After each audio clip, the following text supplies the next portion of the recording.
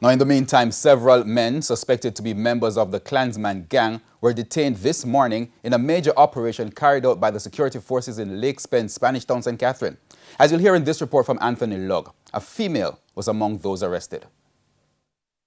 When police and soldiers swooped down on several communities in Spanish Town, St. Catherine Tuesday morning, residents were caught by surprise. Their first stop, Lake Spence. The security forces raided several properties and one by one, several persons were led into this truck. Deputy Superintendent Linroy Edwards is head of operations for the St. Catherine North Police Division. They are responsible for the recent increase in violence in that area. We have an intention of preventing further escalation. So our operation continuing, and intention is to suppress criminal activity in that community and the other communities affected by crime in Spanish Town. Rival gangs have been wreaking havoc in several communities across the division in recent weeks, and the police insist those responsible will be brought to justice. Among those arrested during Tuesday's operation is a female.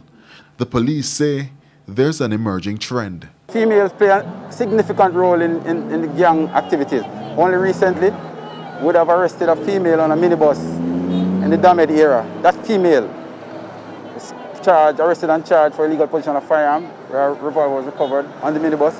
That female is connected and involved with the criminal activities of the Clansman gang. The security forces then moved to an area known as Belmore Lane in search for men believed to be linked to the one or the gang. We managed to see some items that are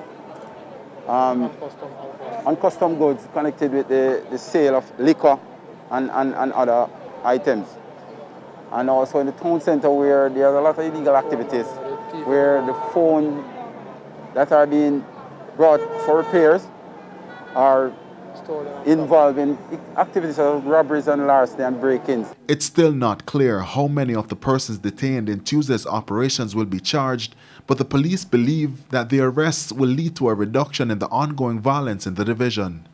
Anthony Lugg, TVJ News.